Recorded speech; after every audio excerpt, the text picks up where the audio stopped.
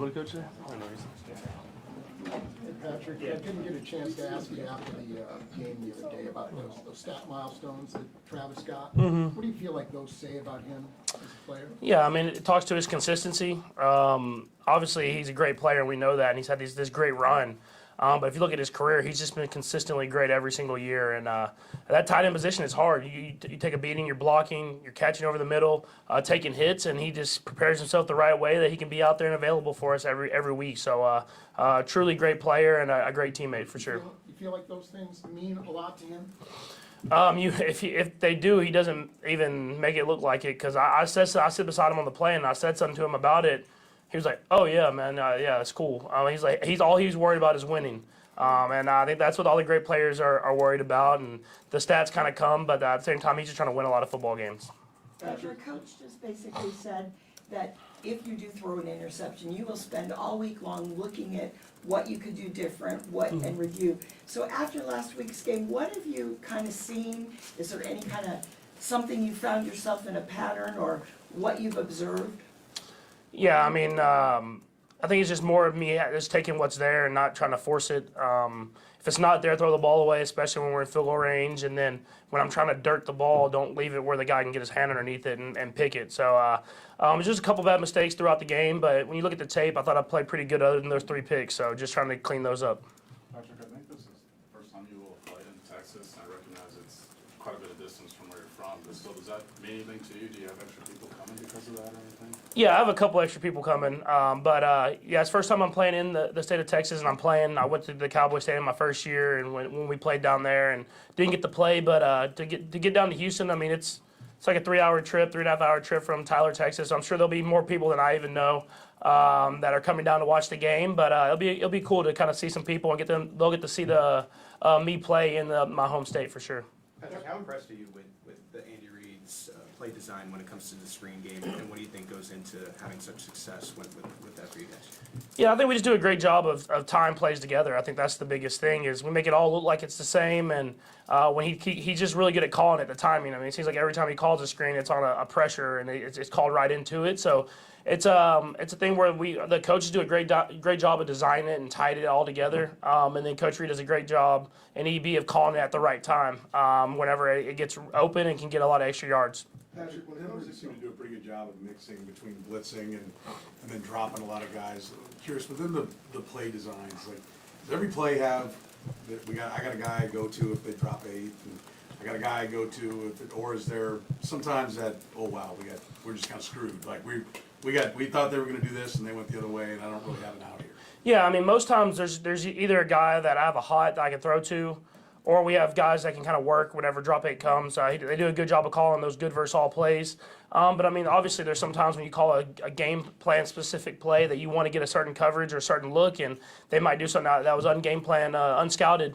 And so they got us a couple times throughout the game, but we did a great job of kind of settling in there and getting to those good versus all plays because we knew that they were doing a little bit of different stuff, especially in the late second quarter, early third. And against the blitz, I saw a stat, 13 of 15, 2 touchdowns. I mean, that happens a lot when they blitz you, that the numbers, your numbers against that are really good. You're, at the end of the game, I can't believe they did that this many times.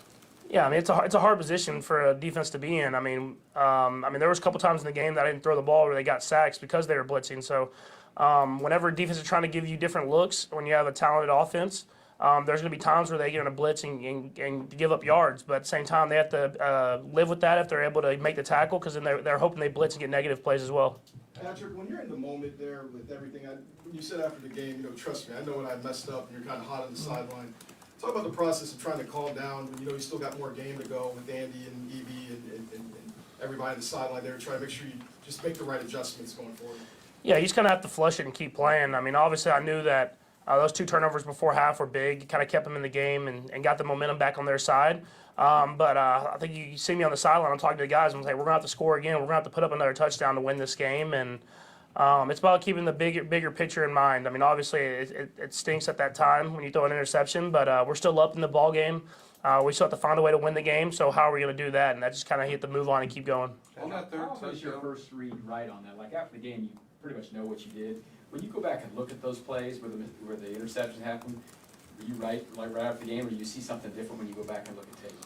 Yeah, I mean, the first one, I thought I could have got to an easier completion instead of trying to force it into Travis. The second one, like I said, I was trying to just dirt the ball. I just threw it too far. I was trying to just not get intentional ground. I'm in the pocket and throw it away kind of behind Sky on the ground, and he makes a great play on it. And then the third one was just I forced it, try to put it in a window that wasn't really there. So you have a good feel for it because you can see it on the tablet and on there on the sideline. But I think what makes you more upset was kind of like the first. I feel like I had other guys open that I could have got the ball to. So that's the only one that I really feel like I made a decision. I could have made a different decision to kind of help the team out. Patrick, on your third touchdown against Denver, everybody's watching you sort of scramble and obviously extend the play, but what jumped out to you, I guess, in the moment in finding Juju, and then if you're looking at it on the tablet or looking at it on film afterwards, what did you think Juju did well there to stay open for you? Yeah, he just stayed alive. I mean, he's kind of a guy who's trying to attract people so he could get Travis open, and obviously they dropped right into where he wanted to throw the football. And so instead of just kind of running off and letting the play in, he just kept working. And you could see it, I think, from the back end zone view of he's moving side to side, just trying to find a way to give me a spot to throw the football. And so he got open. I was able to give him the ball in a big moment. But it's going to take that. I mean, not every play is going to be perfect. We're going to have to be able to make some plays whenever the play call isn't perfect. And so I thought he did a great job of continuing to work and not giving up on it. You never, go ahead, you never played for Mike Leach, but you kind of did.